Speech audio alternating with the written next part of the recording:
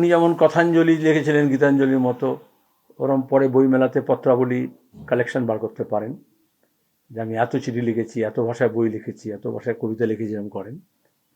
সেটা আমাদের আগে যেমন স্কুলে লেটার রাইটিং প্র্যাকটিস করানো হতো বা কিছু সিলেবাসে থাকতো, সেটা উনি বই ছাপিয়ে আবার আরেকটা রোজগারের জায়গা করতে পারেন যে দেখো পত্র কীরকম লিখতে হয়, চিঠি লেখার আর্ট কী, সেটা হচ্ছে তোমার গিয়ে তিনি সিলেবাসে ইনক্লুড করতে পারেন মধ্যশিক্ষা পর্ষদকে দিয়ে। চিঠি লেখা ভালো, তাহলে তার ভাইপো কেন বলেছিল যে এসআইআর এর প্রক্রিয়ায় তৃণমূল উপকৃত হচ্ছে, বলেছিলেন না?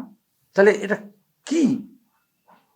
যদি ভাইপো বলে যে এসআইআরে তাদের লাভ হলো খসড়া তালিকা বেরোলে পরে, আর এখন যদি উনি চিঠি লেখেন, তাহলে কি শাক দিয়ে মাছ ঢাকছেন? পলিটিক্যাল থিয়েটার কি একটা একাঙ্কের নাটক?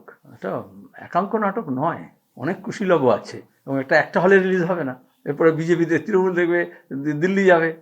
এগুলো সব পুরনো ওল্ড স্ক্রিপ্ট। এবং তুমি বলেছো ফাইল চুরি, আমি তো ফাইল চুরি বলিনি। চুরি কীরকম হয়? এটা ছিনতাই। চুরি আর ছিনতাইয়ের মধ্যে তফাৎ আছে। উনি বেরোলেন, মাইকে বক্তৃতা করছেন, আবার এক জায়গা থেকে ঘোষণা করলেন আরেক জায়গায় যাবো, কোনো প্রস্তুতি নেওয়া হয়নি।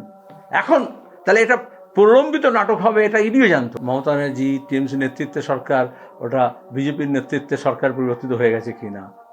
এখনও সরকার যেটা আছে টিএমসি নেতৃত্বে এবং ওনার নেতৃত্বে সরকারটা চলছে। এটা আমি তার আগেই বলেছি যে ভোটার লিস্টের ইনপুটটাকে ওরা এমনভাবে ইনফ্লুয়েন্স করছে যাতে ভোটের আউটকামটা ওরা প্রভাবিত করতে পারে। সোজা বাংলা এটা বলা যায়, ইংরেজি বললাম যেটা, যে ভোটের তালিকা সংশোধনের নাম করে ওরা ভোটের ফলাফল নির্ধারিত করার চেষ্টা করছে। আইন আদালতে সবসময় যাওয়া যায়, যাওয়া হবে হয়তো, কিন্তু এগুলো অনেকগুলো পর্যায়ে আছে। আগে তো যারা করছে সেখানে গিয়ে নামতে হবে, তারপর আদালতে করা না হতে পারে। কিন্তু এটা বোঝে এমন সময় বেছে নিয়েছে, আমাদের তো আগের অভিজ্ঞতা আছে। এখন কোর্টের কাছে গেলেই কোর্ট বলবে এখন ভোট চলে এসছে, আমরা কিছু করতে পারবো না। Time is an important factor.